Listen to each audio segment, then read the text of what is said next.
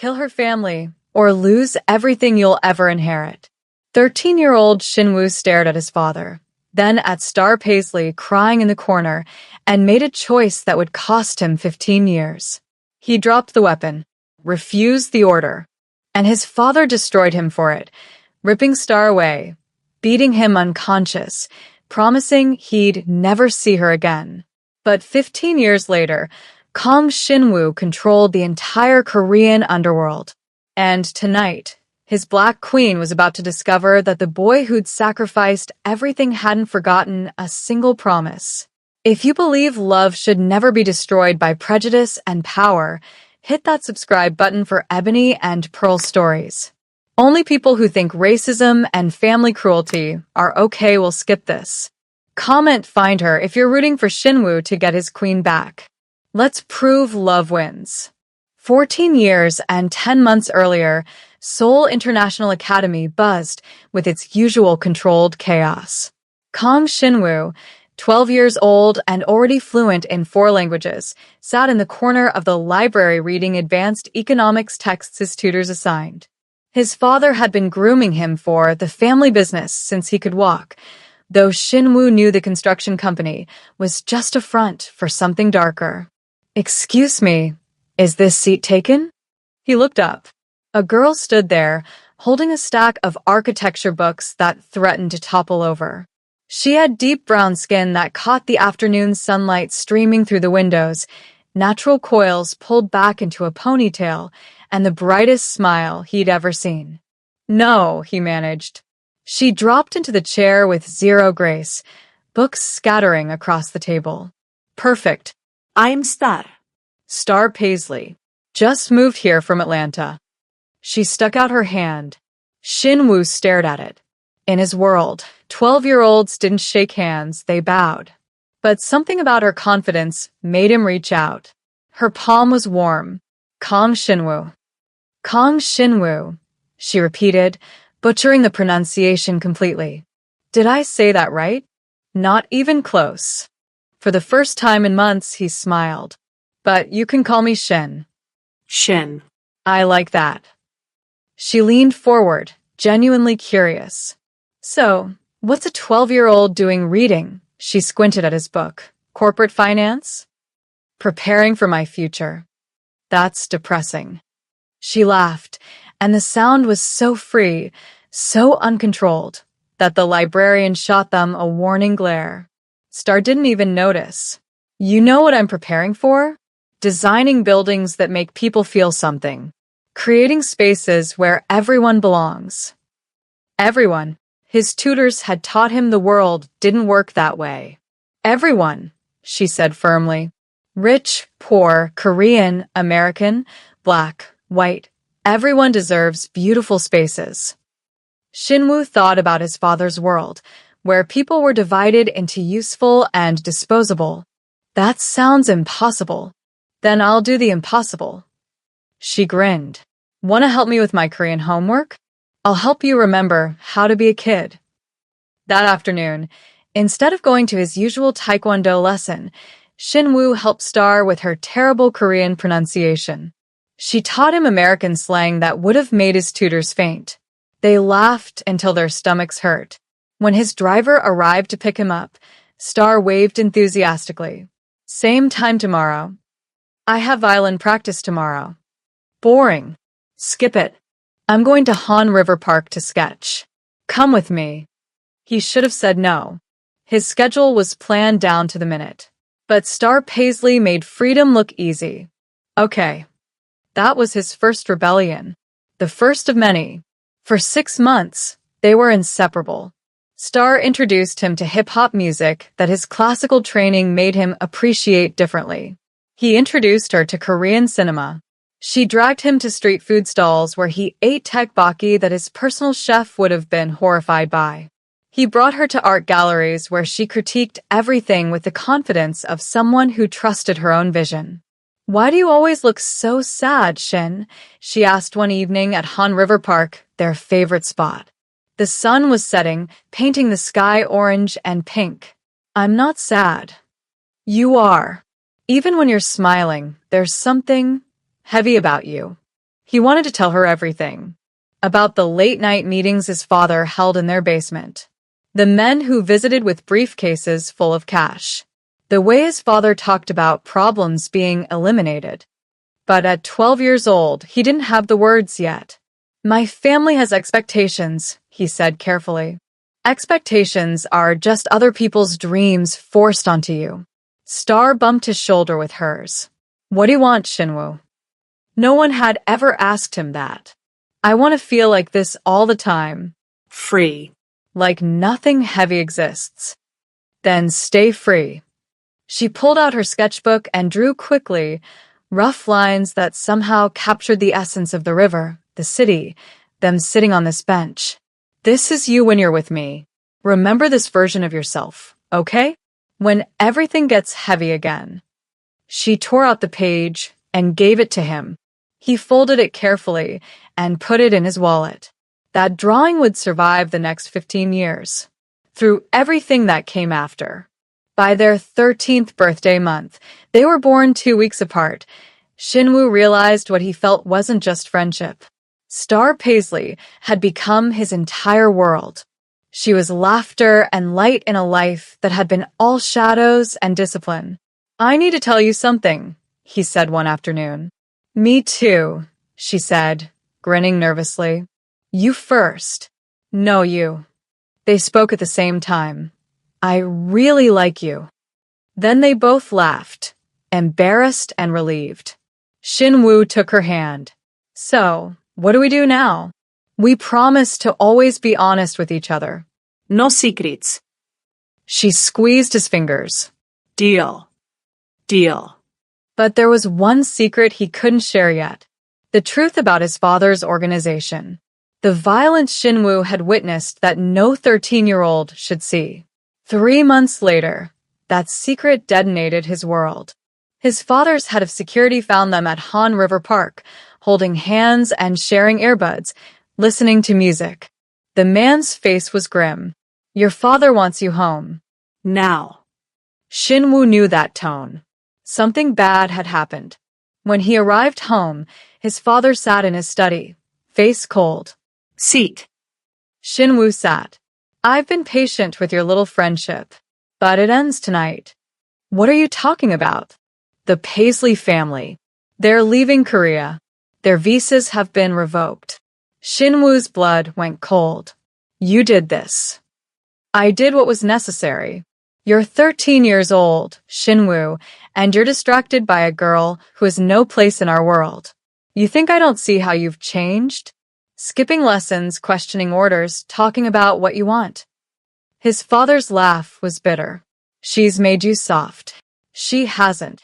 You're my heir. The next leader of this organization. You don't get to have weakness. And that girl is your weakness. Shinwoo stood, shaking with rage. I love her. His father's hand moved so fast Shinwoo didn't see it coming. The slap knocked him back into his chair. You're a child. You don't know what love is. Now her family leaves tonight, or I make sure they never leave at all. Your choice. That's when Shinwoo saw the gun on the desk. Within reach. He grabbed it, hands trembling, pointing it at his own father. Call it off. His father didn't even flinch. Instead, he pulled out his phone and made a call. 5 minutes later, his men dragged Star and her parents into the room. Put the gun down, son, or I have them killed right here. The weapon fell from Shinwoo's hands. As they dragged Star away, she was crying, screaming his name, and he shouted back that impossible promise. 15 years. I'll wait. I'll find you. His father struck him across the face with a gun. You just chose love over power. That weakness will be beaten out of you. And it was. Over the next 15 years, his father tried to break him. Brutal training, forcing him to witness violence, making him participate in the darkness. But Kong Shinwoo never forgot his promise. And he never stopped loving Star Paisley. Drop a comment saying, family cruelty, if you can't stand parents who destroy their kids' happiness for power. Hit like if you believe Shinwoo's father is the villain here. Trolls who think kids should just obey toxic parents won't engage. Are you a troll? Prove you're not. Atlanta, Georgia. 3 years after the separation. Star Paisley stood in her new American high school bathroom, staring at her reflection. 16 years old, and she barely recognized herself. The girl who used to laugh freely, who'd believed she could design buildings that brought people together. Where had she gone? You coming to the party tonight? Her friend Maya asked, applying lipstick. Marcus has been asking about you. Not interested. Girl, you haven't been interested in anyone for 3 years. It's getting weird. How could Star explain that she'd left her heart and soul with a boy who'd probably forgotten her by now? How could she tell anyone about the silver ring Shinwoo had slipped onto her finger the day before she left, whispering, "Wait for me," in Korean? She still wore it, every single day. I'm just focused on my portfolio for architecture programs, Star said, which was partly true. Designing had become her escape. Every building she sketched, she imagined Shinwoo walking through its doors. Maya sighed. Marcus is a good guy. Rich family, captain of the basketball team. I said no. But Marcus Thompson didn't take no for an answer. For the next 6 months, he pursued Star relentlessly. Flowers in her locker. Public gestures. His friends calling her stuck up for refusing him. Finally, her mother sat her down. Baby, I know you're hung up on that Korean boy, Shinwoo. But he's not coming back. His family made that very clear. You need to move forward. Star knew her mother was right. She'd tried finding Shinwoo online, nothing. Tried calling the number he'd given her, disconnected. Tried writing to his old address. Letters returned unopened. Maybe he had forgotten. So when Marcus asked her to homecoming, she said yes. The date was fine. Marcus was handsome and confident and kept trying to impress her with his family's wealth. He was nothing like Shinwoo. But maybe that was okay. Maybe she needed to let go. I really like you, Star, Marcus said, walking her to her door. Give me a chance? She looked down at the silver ring on her finger. Slowly, she started to slide it off. Then her phone buzzed. Unknown number. 더 메시지 was in Korean. 나는 아직도 기다리고 있어. I'm still waiting. Her hands shook. Shin. Another message. 15 years. I promised. Never doubt me. Star looked at Marcus. I can't do this. I'm sorry. My heart belongs to someone else. She ran inside, tears streaming, typing back desperately. I'm waiting too. Find me. But when she tried to call the number, it was already disconnected. Like he'd used a burner phone just to send that message. To remind her she wasn't alone in this wait. Seoul, Korea. 5 years after the separation, Kang Shinwoo, 18 years old, stood over the body of a rival gang member his father had ordered him to eliminate. This was his test, kill or be killed. Prove you're worthy of leading this organization. The gun felt heavy in his hand. Do it, his father commanded from the shadows. Shinwoo's finger moved to the trigger. Then he thought of Star's voice. You should do things because you want to, not because you have to. He lowered the gun. No. His father's rage was nuclear. You dare refuse me? I refuse to become you. The beating that followed put Shinwoo in the hospital for 3 days. But when he woke up, his father was sitting by his bed with an expression Shinwoo had never seen before. Respect. You have conviction, his father said quietly. That's rare. Stupid, but rare. Then let me go. I can't. You're my heir. But... His father paused, considering. You want to lead differently? Fine. Prove you can build this empire without losing your soul. You have 10 years. Make us the most powerful family in Seoul through legitimate business. If you succeed, I'll step down and you can run things your way. It was a trap, obviously. His father would never truly step down. But Shinwoo took the deal because it bought him time. Time to build power. Time to find Star. Time to become someone who could protect her.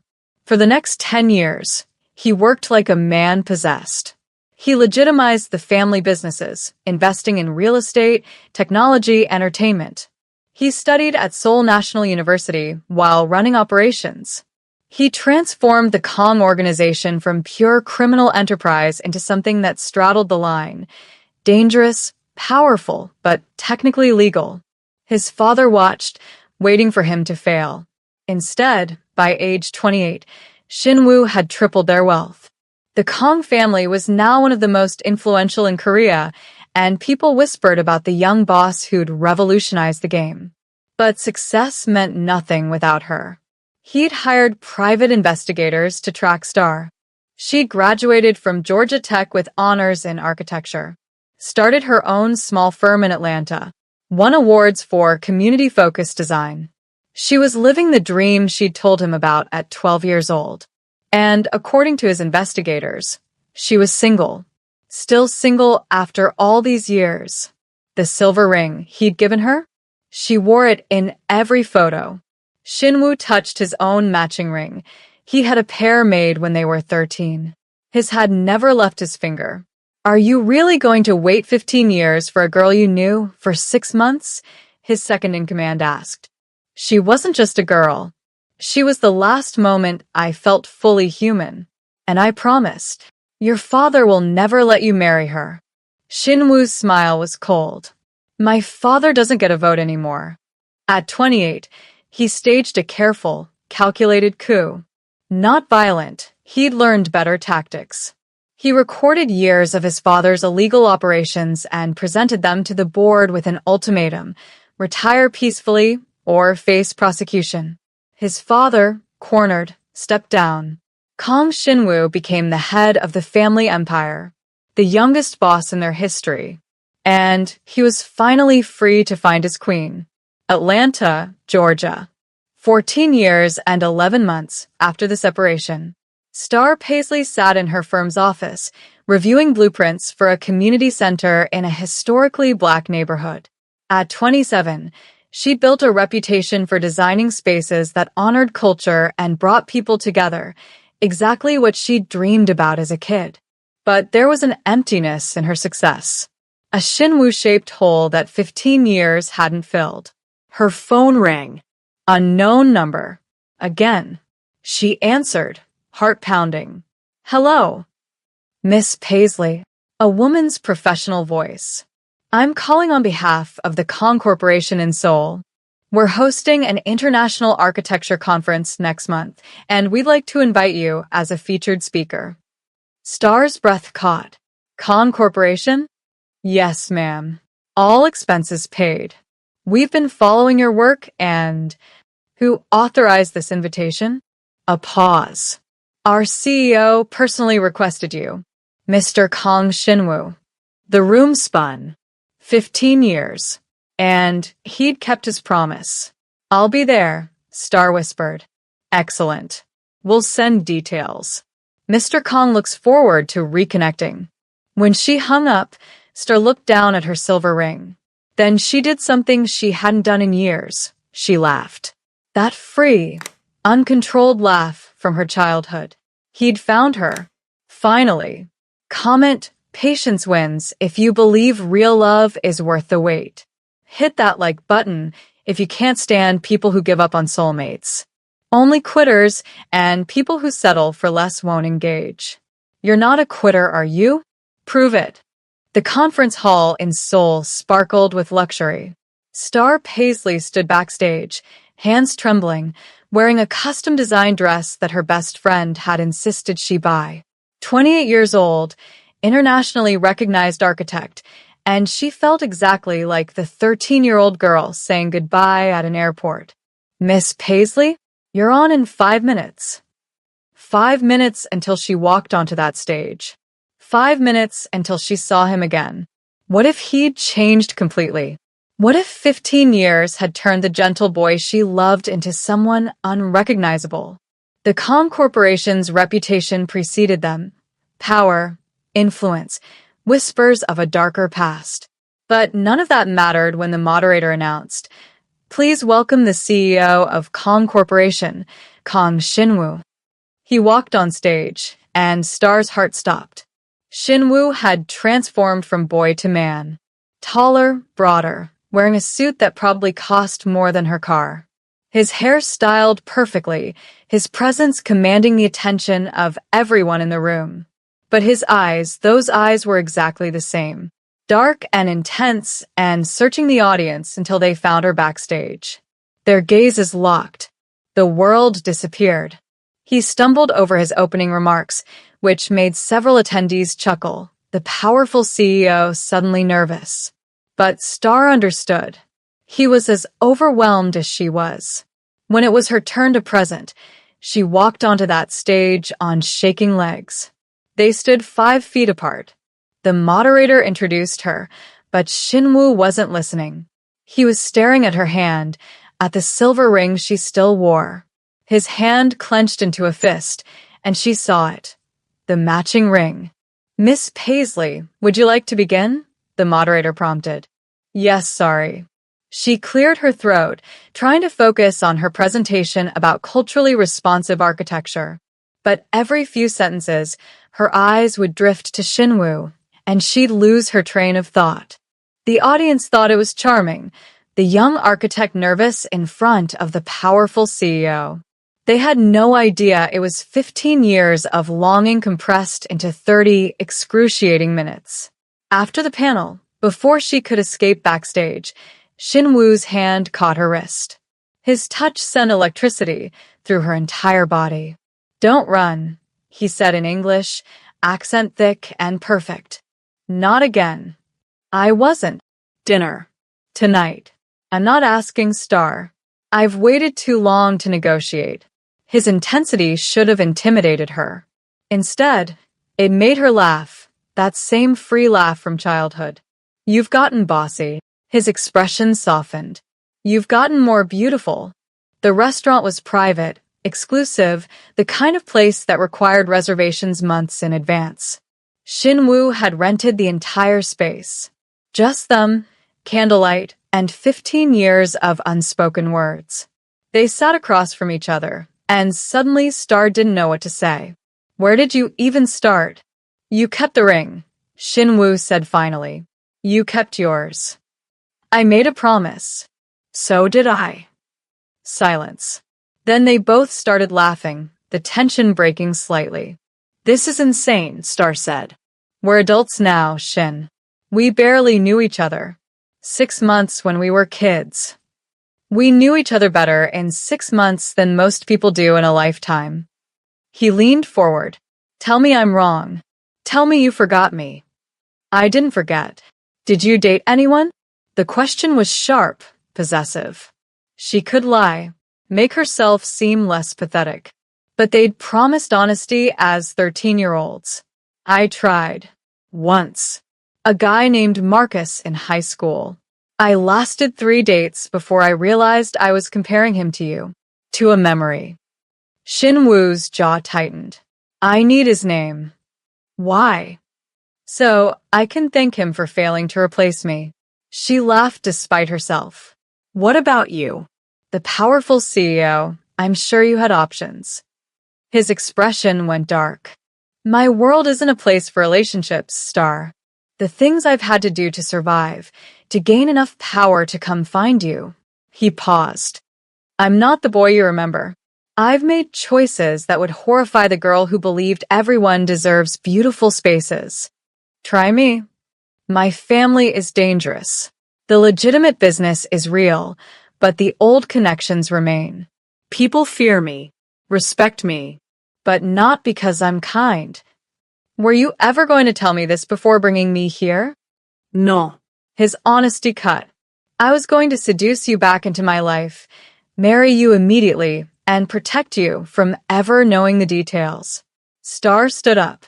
"I'm not 13 anymore, Shin. I don't need protecting. I need honesty." He stood too, moving around the table. "You want honesty? Fine. My father's organization killed people. I witnessed murders. I was trained to take over an empire built on fear. I spent 10 years legitimizing our businesses specifically, so I could come find you without dragging you into darkness. But some stains don't wash out, Star. I'm still connected to things you shouldn't be near. Then why bring me here? Because I'm selfish. His voice rose, cracking. Because 15 years didn't erase you. Because every woman I met was compared to a 13-year-old girl who made me laugh in a library. Because I built an empire just so I could be worthy of you again. Star's eyes burned with tears. You were always worthy, you idiot. I didn't fall in love with your power. I fell in love with the boy who helped me with Korean homework. Past tense. His voice went soft, vulnerable. Fell in love. She stepped closer, close enough to touch. Fine. Present tense. I'm still in love with you. After 15 years and an ocean and a million reasons to move on, I'm still stupidly in love with Kang Shinwoo. He kissed her. No Josetaschen. No askin permission. 15 years of hunger compressed into one desperate kiss. His hands cupped her face like she was fragile, precious, the most important thing in his world. When they broke apart, both breathing hard, Shinwoo whispered, "Marry me." What? Marry me. Tomorrow. Next week. I don't care. I've waited 15 years. I'm not waiting anymore. You're insane. For you? Yes. He pulled out a box from his pocket. Inside was a ring. Not silver like their childhood tokens, but a black diamond that caught the light like midnight. This isn't a question, Star. This is a promise. You're mine. I'm yours, and nothing will separate us again. Star wanted to say yes. God, she wanted to. But something felt wrong. Too easy. Like the universe couldn't possibly be this kind after 15 years. Ask me again in a month, she said carefully. Let me finish my consultation work here. Let us remember how to be together as adults. Then I'll answer. Shinwoo looked like she'd stabbed him. But he nodded. 1 month. Then you're mine forever. 3 weeks later, Star's world exploded. She was having coffee with one of her Korean colleagues when a news alert flashed. Kong Corporation under investigation. Alleged ties to organized crime. Her colleague gasped. Oh no, Mr. Kong. Star grabbed the woman's phone, reading frantically. Someone had leaked documents connecting the Kong family to historical criminal activities. Money laundering, extortion, murder, and buried in the evidence, photos of Shinwoo at 18 at a crime scene, holding a gun. The picture was damning. Her phone rang. Shinwoo, don't believe what you see, he said immediately. It's my father. He's trying to destroy me for taking his empire. The photos are real, but I never pulled that trigger. I refused, Star. That's why he beat me. This is his revenge. Did you know this was coming? No. I thought I'd buried it all. I was wrong. I'm coming to your office. No. Stay away. If you're seen with me now, you'll be dragged into this. I don't care. Ikare. His voice broke. You're everything, Star. I won't let my past destroy your future. Stay away from me until this is resolved. Shin. The line went dead. For the next week, Star watched from afar as Shinwoo's empire came under attack. His business partners distanced themselves. His allies turned. The media painted him as a criminal heir pretending at legitimacy.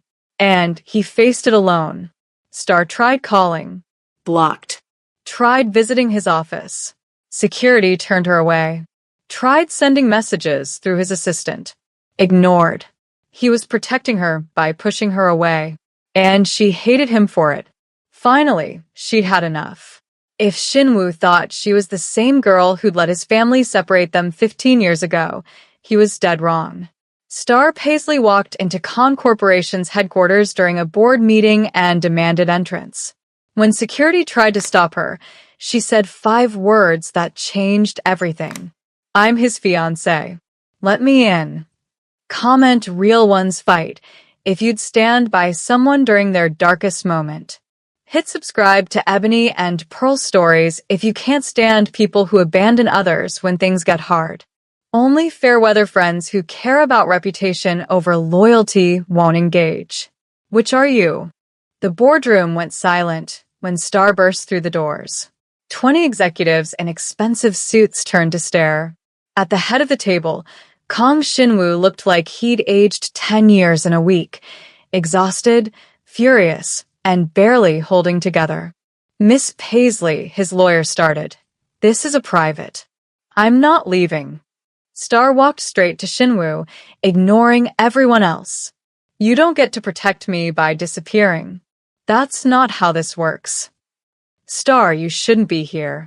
His voice was rough, warning. Too bad. I am here. She turned to face the board. I'm Star Paisley, internationally recognized architect, completely legitimate businesswoman, and the woman who loves this man. If anyone has a problem with that, speak now. The head of legal cleared his throat. With all due respect, your association with Mr. Kong right now could damage your reputation. I don't care. You should. If the allegations against the Kong family prove true, they won't, Star interrupted, because Shinwoo spent 10 years legitimizing this company specifically to escape his father's legacy. You all know that. You've profited from his leadership. So either stand with him now, or admit you're cowards who only support people when it's convenient. One of the board members, an older woman named Director Choi, smiled slightly. You're either very brave or very foolish, Miss Paisley. I'm loyal. There's a difference. Director Choi looked at Shinwoo. She's fierce. I like her. I told her to stay away, Shinwoo said quietly. And I ignored you, Star shot back. What are you going to do about it? His expression cracked. Then, in front of his entire board, Kang Shinwoo stood and pulled Star into his arms. You're impossible. You love it. Ido. He kissed her forehead, not caring that 20 executives were witnessing this. But you're making yourself a target. Then we'll be targets together. She looked up at him. What's the plan? For the next 2 weeks, Star learned exactly what kind of man Shinwoo had become. Strategic, ruthless when necessary, but never cruel. He fought his father's accusations with a precision that came from years of preparation. He released financial records proving the company's legitimacy. He cooperated fully with investigators, showing them exactly how he'd transformed the organization. He gave interviews explaining his refusal to follow his father's path and released the hospital records from when his father had beaten him for that refusal at 18. The court of public opinion started to shift. But his father wasn't finished. He played his trump card, threatening to expose investors who'd been clients during the old regime. If Shinwoo didn't step down and return control, dozens of powerful families would be implicated. He's holding innocent people hostage, Shinwoo explained to Star one night in his apartment. They'd barely slept in days, living on coffee and determination. If I don't surrender, he'll destroy lives. So, we find another way. There is no other way. Star thought about this, about the boy who'd stood up to his father with a gun at 13. What if we expose him first, with evidence he can't deny? I don't have anything he doesn't have insurance against. But I might know someone who does. She pulled out her phone and made a call to a journalist friend in Atlanta who specialized in international crime reporting. Tell me about protecting sources. 3 days later, a major news organization released a documentary about the Kong family's criminal past, but with a twist. It focused on Shinwoo's father as the architect of violence and highlighted Shinwoo's decade-long effort to legitimize everything. It included interviews with former employees, reformed members of the organization, and victims who'd been compensated during Shinwoo's restructuring. The narrative flipped. Shinwoo wasn't a criminal heir. He was the son who'd fought to break the cycle. His father's threats lost their power when truth became public. The investigation concluded with Shinwoo cleared of wrongdoing. His father, however, faced charges. The old man tried one last act of revenge, hiring someone to attack Star. She was walking to her hotel when two men grabbed her in an alley. She screamed, fought, and managed to break free just as Shinwoo's security team, who'd been secretly following her for weeks, intervened. When Shinwoo arrived minutes later, he looked at the attackers with an expression Star had never seen before. Pure cold rage. "You touched her," he said quietly. His men tensed. "Shin, don't," Star said, recognizing what he was considering. "Don't become him. Don't let your father turn you into what he wanted." Shin Woo's hands shook. Then he looked at Star, bruised but safe, and his expression softened. "Call the police," he ordered his men. "We do this legally." That night, in his apartment, Star cleaned the cuts on her arms while Shinwoo paced like a caged animal. "I almost killed them," he admitted. "I wanted to, but you didn't. That's what matters. You could have died because of me. I chose to stay, Shin. I knew the risks." He stopped pacing and knelt in front of her. "I'm still asking. 1 month is over. Marry me, Star. Be my wife, my partner, my everything. I promise to protect you. I don't need protection. To respect you, to fight beside you, to never push you away again, even when I think I'm protecting you." She smiled. "Better. Is that a yes?" "One condition. Anything. We design our home together. Equal input. None of this I'll buy you a mansion nonsense." Shinwoo laughed, and it was the freest sound she'd heard from him since they reunited. "Deal. You design it, I'll fund it."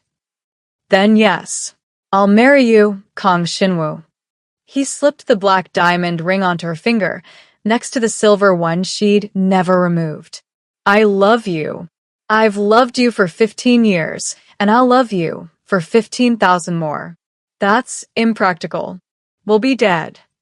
Then I'll love your ghost." She kissed him, and 15 years of waiting finally felt worth it. Type real love fights if you believe true partnership means facing darkness together. Hit like if you can't stand people who run when things get dangerous. Only cowards who don't understand loyalty won't engage. You're not a coward, right? Prove it. They got married 3 months later in a ceremony that blended Korean and American traditions. Star wore a custom hanbok for the traditional ceremony, then changed into a white dress designed by her favorite black designer. Shinwoo cried during his vows, the first time his organization had seen their boss show that kind of vulnerability. 15 years ago, I made a promise to a 13-year-old girl, he said, voice thick with emotion. I promised to wait, to become someone worthy of her love, to find her no matter what. Today, I make a new promise, to be the man she deserves every single day for the rest of our lives. Star's vows were simpler. You are my first love, my only love. You're my forever love. Let's build something beautiful together. Director Choi, who'd become an unexpected ally, whispered to her husband. That boy waited 15 years for that woman. If that's not true love, nothing is. But marriage was just the beginning of their real story. Star merged her architecture firm with Kong Corporation's real estate division, creating a hybrid company focused on culturally responsive development. They designed buildings together, her creativity and his business acumen creating spaces that actually brought communities together. Their first major project, rebuilding the Han River Park area where they'd fallen in love as kids. Full circle, Star said, reviewing blueprints in their shared home office. At 29, she'd achieved everything she'd dreamed about at 12 and more. Not quite full circle yet, Shinwoo said, coming up behind her and wrapping his arms around her waist. We're missing something. What? Kids who'll sit on that same bench and make impossible promises. Star turned to face him. You want children? I want everything with you. Children, grandchildren, a legacy that isn't built on fear but on love. 2 years later, they had twins, A boy named River and a girl named Harper. Mixed race, gorgeous, and absolutely spoiled by grandparents who'd finally accepted their son's choice. Shinwoo's father, serving his sentence, wrote one letter. I was wrong. You built something I never could. A family held together by choice, not fear. I'm sorry. Shinwoo burned the letter. Too little, too late. But Star kept the ashes. Forgiveness isn't for him. It's for you.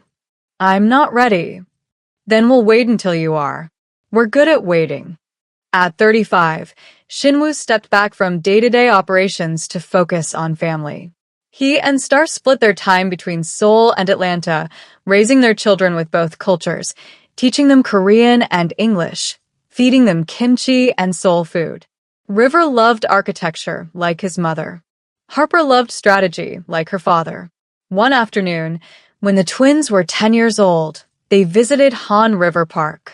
River sat on the same bench where his parents' story began. Appa, he asked in Korean. Iyama says you waited 15 years for her. Is that true? Shinwoo looked at Star, who was sketching nearby with Harper. Even at 40, she took his breath away. Yes. That's a long time. It was worth it. What if she hadn't waited back? Shinwoo thought about the silver ring, the promise, the faith that kept them both tethered across an ocean. Then I would have waited longer.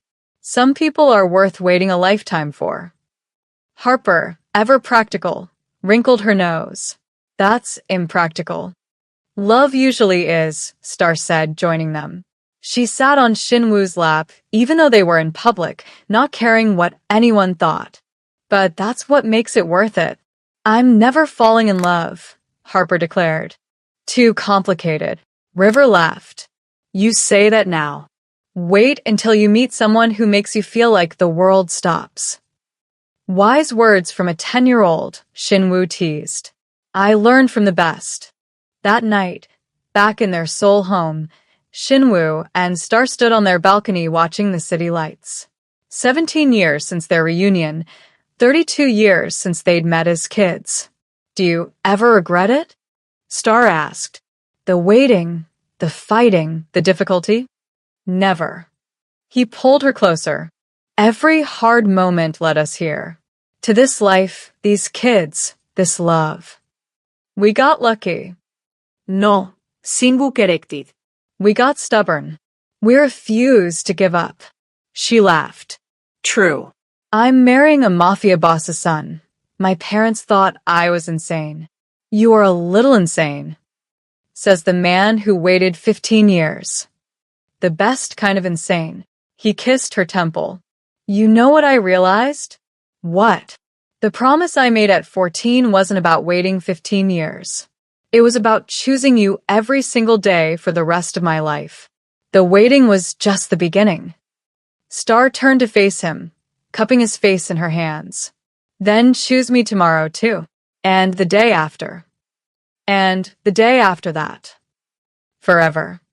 Inside, their children were arguing about whose turn it was to choose the movie. Normal, beautiful chaos. The life they'd built from an impossible promise.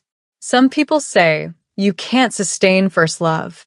That childhood promises don't survive the real world. That time and distance kill even the strongest feelings. Kang Shinwoo and Star Paisley proved them all wrong. They waited. They fought.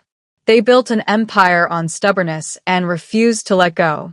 And they lived happily ever after, not because it was easy, but because they chose each other every single day, just like they'd promised at 13 years old in a library in Seoul, when they were just kids who didn't know any better than to believe in forever.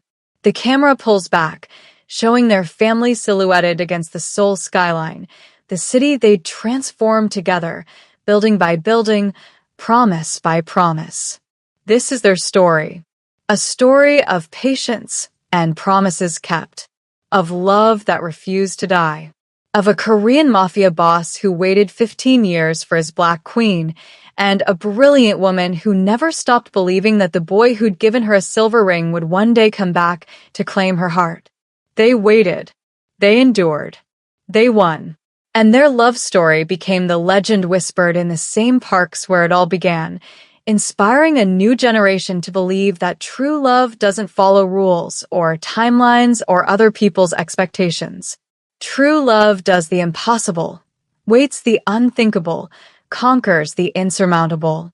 And when two hearts are truly meant to be together, not even 15 years, an ocean, a criminal empire, or every obstacle the universe can create will keep them apart. This was Kong Shin-woo and Star Paisley, the Mafia boss and his queen. Two kids who made an impossible promise and spent their entire lives keeping it. If this story touched your soul, hit that subscribe button and comment 15 years to honor everyone who's ever waited for true love. Share this with someone who believes in fighting for what matters. Only people who don't understand real love, loyalty, or patience will skip this. Only people who settle for less and give up too easily won't engage. But you're different. You believe love is worth the fight.